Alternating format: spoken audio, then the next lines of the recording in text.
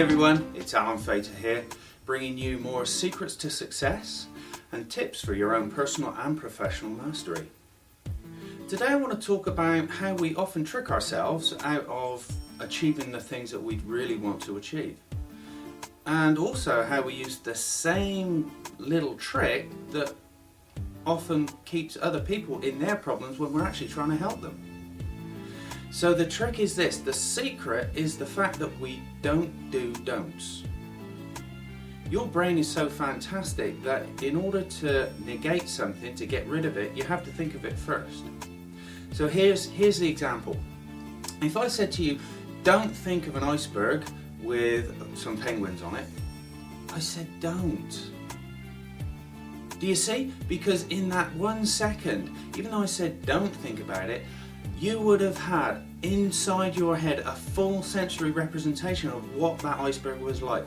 Whether it was a flat iceberg with a whole flock of penguins on it, whether it was a big bumpy iceberg with 2 or 3 penguins jumping off. You would have known if the ocean was blue and the sky was blue or grey.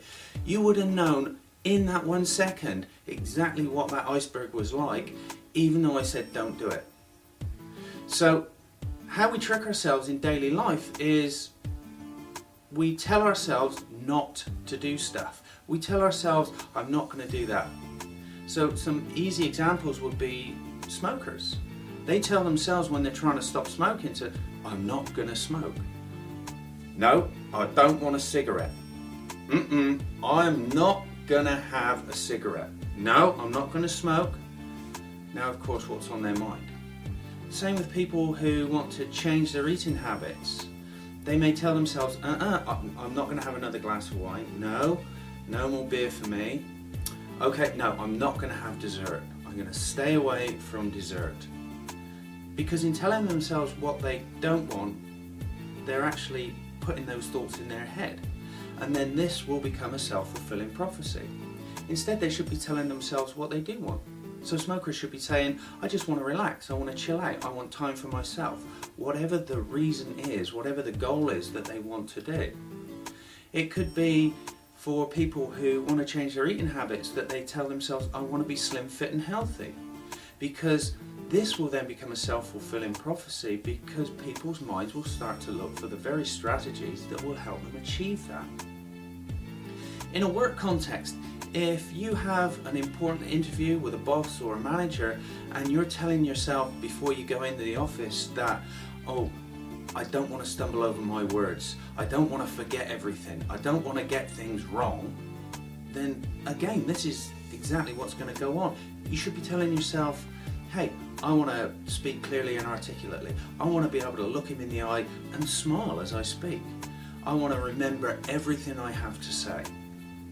If you are a boss or a leader and you talk in front of a team of people, if you're telling yourself, I don't want to blush, I don't want to mumble, I mustn't forget things, I don't want to make a fool of myself, again, these are the very thoughts that are on your mind. Instead, telling yourself, I want to speak clearly and articulately, I want to smile and stand up straight as I'm speaking, I want to project my voice to the back of the room so that everybody hears. This will then be the very thing that is on your mind as you're doing it. So now, I'm not saying that don'ts aren't useful, because they can be. So here's an example. Don't think of how useful this could be in your relationships at home and at work. And certainly don't think of that particular person who you think might benefit from being talked to in this way. So thanks very much, guys. Remember, empower others, empower yourselves, and let's make the world a much better place to live. Talk to you again soon, guys.